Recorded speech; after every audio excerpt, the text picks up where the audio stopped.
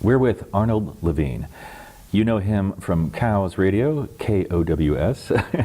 You know him if you're tuning in, I think in the 60s, somewhere in the vicinity of England. 70s, yeah. Yeah, 70s, sorry. You know him having dabbled in, can I say pirate radio? Would that be legitimate? Yes. Or illegitimate, as the case is? And he's a community organizer, activist, and all-around great guy. And thank you for your sponsorship. So, I'm fascinated with the trajectory of your relationship with broadcast media, because it does seem to have started at one place and ended up in an entirely different place, but in the same vein, the same vibe, you know, taking the airwaves and doing something special with them. What was pirate radio in 70s England?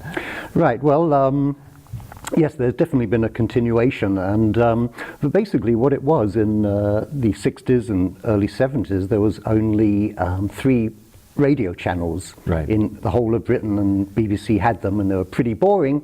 Right.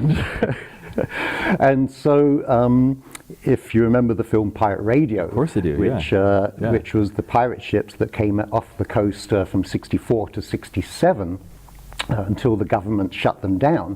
Which is fascinating. So they would broadcast from these ships, like the way that we have, like pirate radio, where over a border perhaps or something like that. So they were outside of the jurisdiction of the authorities, and they would just send their signal over. Kids and whomever would, Exactly. There was a 3-mile limit at the time. They've extended it since then. But and so you could be outside, just on a boat, just outside, and broadcast. And back then there was no FM. So it was AM, and so you could broadcast from hundreds of miles from that ship.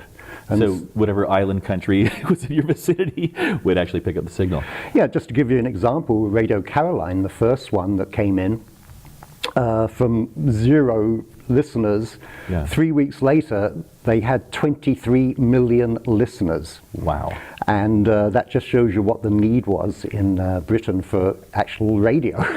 That is amazing. I want to come back to this, but now let's fast forward just for comparison's sake. So we're at KOWS, KOWS. Listener base, what do you think? Listener base, yes. Well, wait, but how many people are listening? Well, we don't know. I mean, on the internet we have, and then we have a fairly weak signal right now. So, but we know people are listening. But is it 23 million? Yeah. I would suspect not, because we have so many, our media diet is so different now. There's so many new options. How do you literally stand out as a signal against all the noise out there? Well, it's all about community. I think now, I mean, we've been given the license, literally, since 2003 to do low-power community radio stations. And that has really, I think, galvanized a whole movement across the country, in fact, around the world. And people are doing all these small stations, and it brings all the local people in. And it fascinates me because a small station obviously has a limited range, but that's just usually the right size to canvas or cover a community, right? Or to at least concentrate a community, right? Well, yeah, I mean, the low-powered thing gives us a 10-mile radius is what we're allowed. So that is our community. And so obviously with the internet, we have listeners all around the world. Are you guys podcasting as well? Oh yeah. We don't. We have our individual podcasts. The station is getting to that. Costs a lot of money and time to do that. So you guys produce a lot of content. That's a lot of storage and exactly. So how does it work? How does a low-power FM community-based station actually work? Because yours is rather successful. We were talking during one of the breaks preceding this that KWMR, which has been around for a while, is pretty locked in. KSVY in Sonoma has an impressive sort of organization. How did you guys manifest what could be a chaotic hairball of madness into something that is so effective and so embraced by the community? Well, I think really it's the people, obviously, the community have got to love what they're doing and love radio. And I think we came up with a unique type of management system. West County... Dictatorship, just straight up? Yeah. Because West County would respond to that, I know, we had that type of thing, and it just didn't work. Yeah. So, so basically, we created this steering committee, being KOWS, of 8 people. Nice. And basically, we all cover a different committee. And all the different 90 different show hosts feed into those different committees, and we get things done. So 90 different show hosts representing a rather eclectic sort of range of radio possibilities. They respond directly to certain committees or certain people within the steering committee. So if it's like rock and roll over here and talk radio over there, is that how it works? Or? It's not that type of well, we have a programming committee, which is a catch-all, but then we have the operations committee, the fundraising committee. Oh wait, like a regular nonprofit. My goodness, yeah. We should get one of those. All right. Wow. Okay. So we all dig in to keep it running, basically. Now, what's the difference between a member-driven station such as yours and a commercial station? I know there's some considerations. We face them ourselves. Calls to action are verboten, that kind of thing. Right. We have obviously we all see KQED things on TV where they have those ads, and basically they're called announcements, and you just have to the basic facts about a particular underwriter who's given us their dollars to help community radio. And are you guys floating well with this? I mean, are you actually supported such that you're not like treading water all the time, or? No, we obviously it's not just business underwriters. We also have individual members who do that. We get a few small grants, and also all the individual show hosts give some dues every month as well. Now we're on to something. The members contribute money. Yes. Interesting. That's good. And as well they should. I mean, you're providing access to, the air, and the ability to give their individual message out and all that. And I'm sure you're not charging them $1 bazillion, but any contribution I'm sure helps. Yeah, it's like $10 a month, so it's not a huge amount. And basically, we went that way because a lot of the other stations, they have a lot of overheads. Right. And that means you have to do a lot of fundraising. And so we really try to trim it down to manage the station as much as we need without that too much fundraising, as you know what that's like. It's interruptive, it's disruptive. Yeah, and we want to do the fun things, the radio stuff. Yeah, they would just. So we're going to take a little break in a second here, but I just want to tee up our next segment. I want to figure out pirate radio to KOWS. What happened in between? Right, it's a good 40 years. Yeah, I'll do the different from the end of Pirates to when I started 4 years later, and then we'll tell them about something about that, then jump to KOWS. And basically, it was about they were both community-based things to create community. Yeah, it's your middle name. Right? Yeah. Arnold Community Levine from KOWS. We'll be right back. Yeah.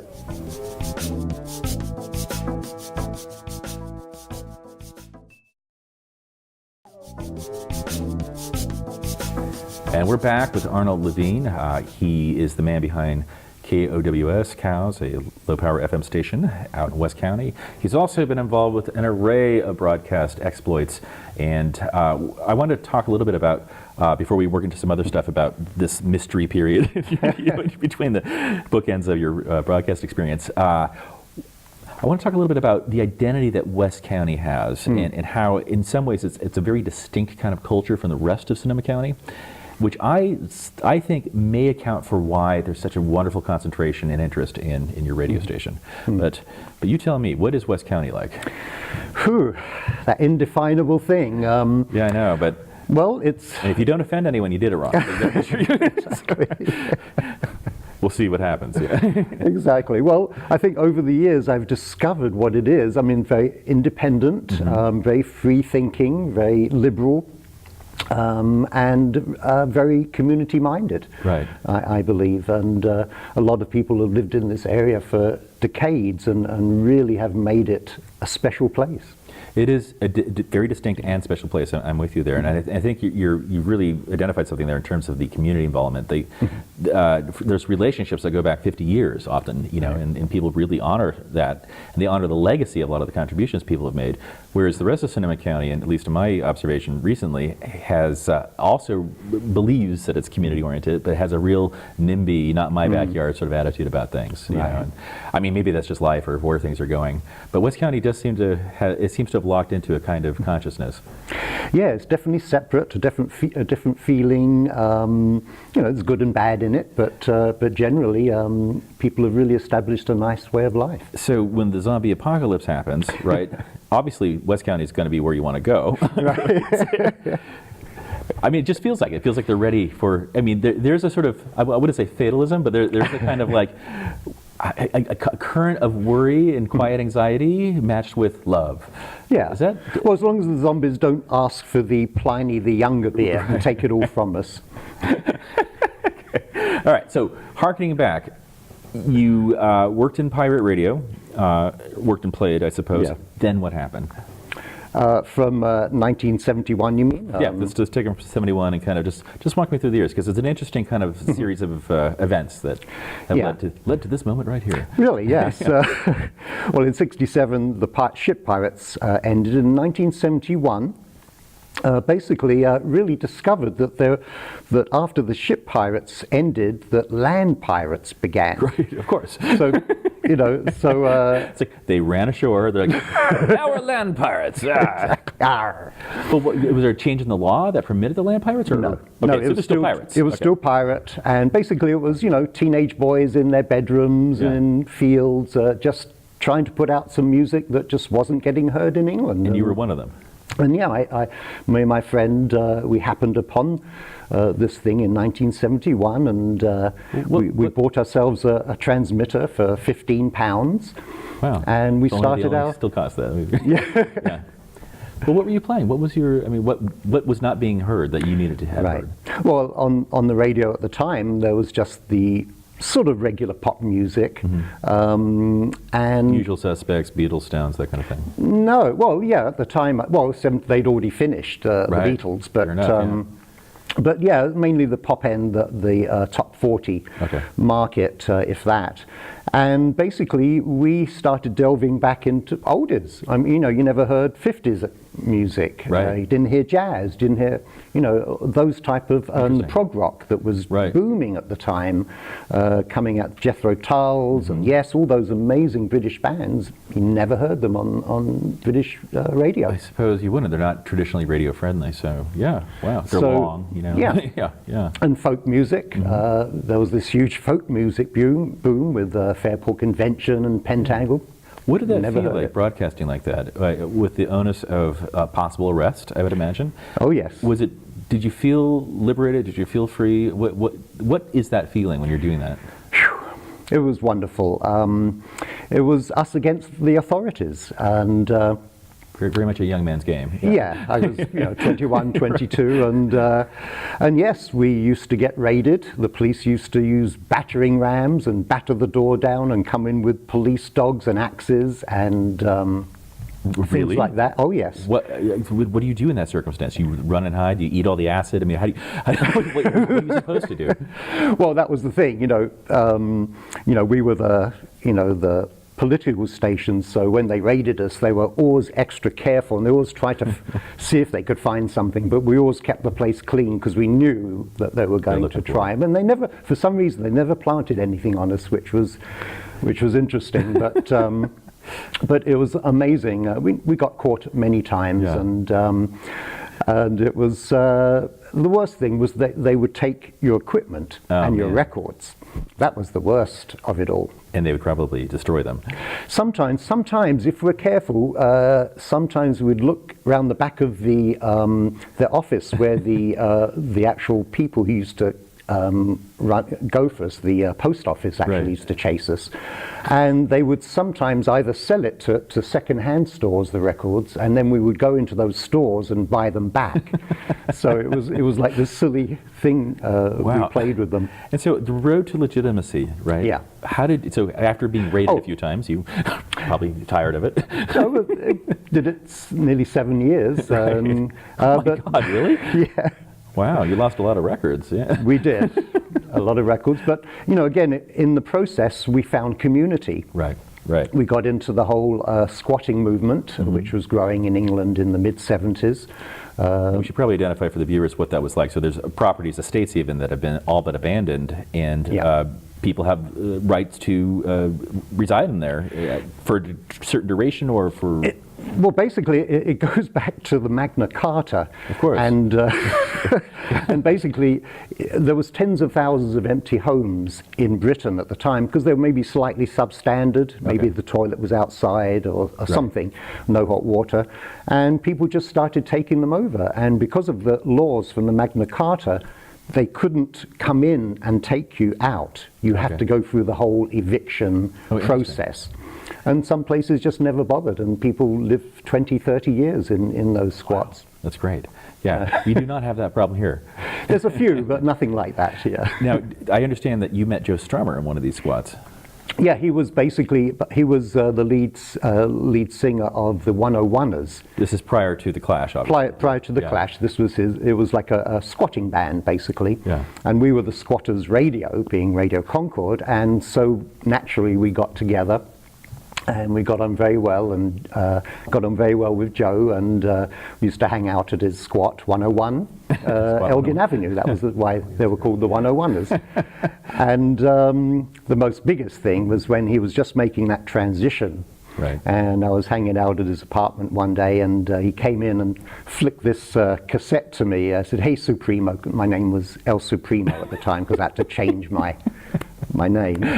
And he flicked this cassette, and it was the first straight from the studio Clash album. Wow. And so I played it, on my show that week. So I was the first person to ever play the Clash on the radio.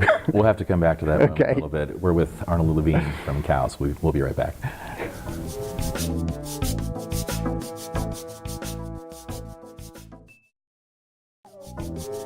And we're back with Arnold Levine. We left off in the last segment talking about being the first guy to ever play the Clash on air. Yeah. It's incredible. I mean, that's a Wikipedia-worthy distinction. Are you on there, El Supremo? I don't think so. I have to fix that. Somebody fix that. Really? That's amazing. So let's fast forward because this is your life segment. Well, this will go on for decades, which is great. It's fascinating. When did you get to the States, and how did you get to the States? Well, in 1972, I'd done. You advance all but a week. Okay. Yeah. That's great. Yeah, I'll just book up the next months with you. Okay. But it was 72. So I'd done the radio for about a year or so, a year and a half, and then in 72, I got a job in a fat kids camp in the Catskills. In America? Okay. In America. It was like a student exchange thing.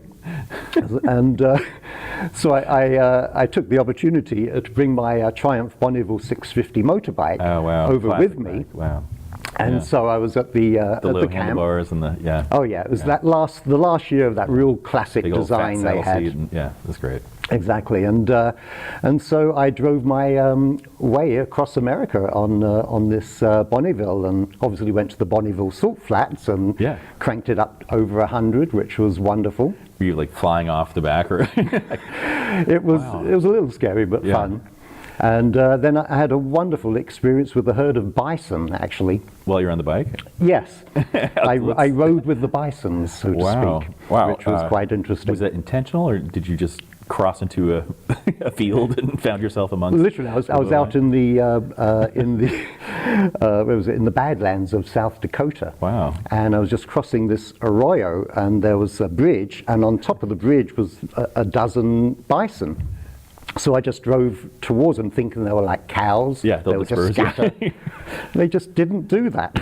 No, bison are like the motorcycle gangs of the bovine world. You know I discovered that. So I headed, there was a little gap at the edge there was no railings, it was just a rocky road. Wow. And just as I got to them, they all turned and started running with me. Oh my God. And so I'll never forget, I was holding on for dear life, and I turned around and there's this big eye and this big horn was right next to me. That's an iconic American image right there. That's amazing. Are you American now? Did you I am a citizen now, yeah. That's amazing. Yeah, citizen, not American. Yeah. I hear you. It sounds like you were a bit of a badass, with all this pirate radio and the motorcycle and... Not that you aren't now. It's just, you've taken on a West County temperament, I would imagine. Yeah. But a nice, a nice badass, maybe. Okay. Just willing to do things, that were interesting, I would say. Is that what I mean? It seems like you obviously identify with some sort of like outsiderness, right? With the pirate radio, and that was driven by your own taste and all that, and your adventures across America and all that. And is that, am I accurate in that presumption, or is that just? Yeah, I think that's an interesting observation. So then then you take that and then you build a community around that. It seems like. So you say, I am a weirdo. Where are the rest of the weirdos? I mean, is that fair to say? Or, Well, I suppose people gravitate to other weirdos, I suppose, when they see it and feel comfortable there. Yeah, well, which brings us back to West County. But, okay, so now we're in America. How do you get to the Bay Area? Right, I drove all the way across America to San Francisco on my motorbike. Yeah. And had to come to San Francisco because the whole love, it was still there, peace and love and everything. I had to go to it. That was where my heart was. Yeah. And so experienced San Francisco, and then came back and around. Were you there for like 30 years or so? Oh no, well I came back. Oh, you came back, okay. To England. Yeah. That was after about 8 months, and then I came back in 1977. I was going to say, where are we now? Spring '73. Right. Right. Yeah, basically yes. But like, why did you come back? Why, did you know you would have a life here? Is that? Yeah, well, cherchez la femme. I met my ex-wife. She was from California, in England. She was in the squatting movement, funnily enough. Oh, interesting. And so we decided to come back to, give America a try, because, and when you make those decisions, do they seem epochal at the time, or are they only epochal in retrospect? Because you've had enough, you've been here long enough that you can look back. I mean, that was you've become, a citizen. Your work is here now. Everything's here. Right. Did you know that would happen? No, I think we first came. Well, just be here for 6 months, just to see what it was like, and just kept on going. I suppose the other question is, why can't you go back? What did you do? But luckily, I can go back. So now you gravitate toward where are you now? Like Sebastopol, Occidental? Yeah. Okay. Sebastopol. Yeah. So and I grew up in Sebastopol for a little bit, so I understand a bit of what it was like in the 70s. But when did you start realizing that this would be home and that you could build a life and community there? Well, I lived in San Francisco for 30 years. Oh, right, okay. Oh, so you're a recent arrival. Yeah, it's been 9 years up here. Oh, forget it then. So, okay, yeah. Oh, you just retired up here. Yeah, okay. One of those. I get it. You just gentrified, basically. Yeah. Semi-retired. But why? Well, that's another question. I mean, the city is a dynamic, wonderful place. Why did you leave? Funnily enough, because I broke my ankle severely.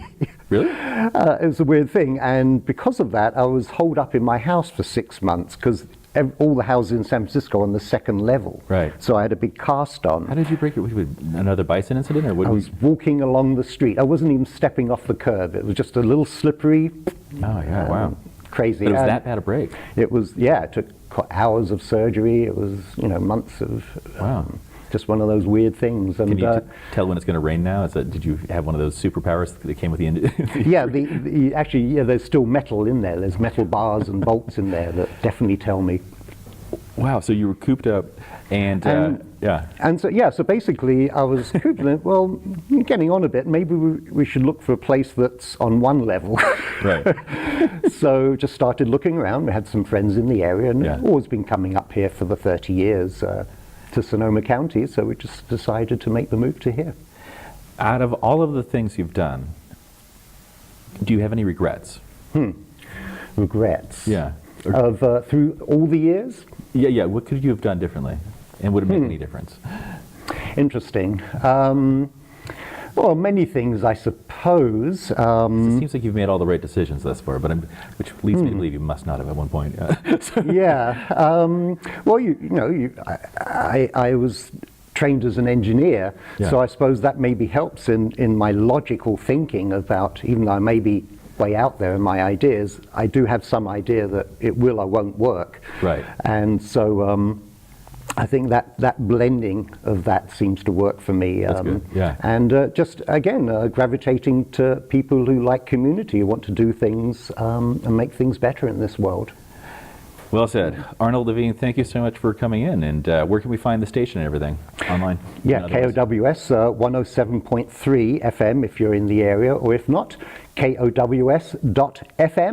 Excellent. Well, I hope you come back. It's been a pleasure. Love to. Thank you. We'll see you next time then. Yeah.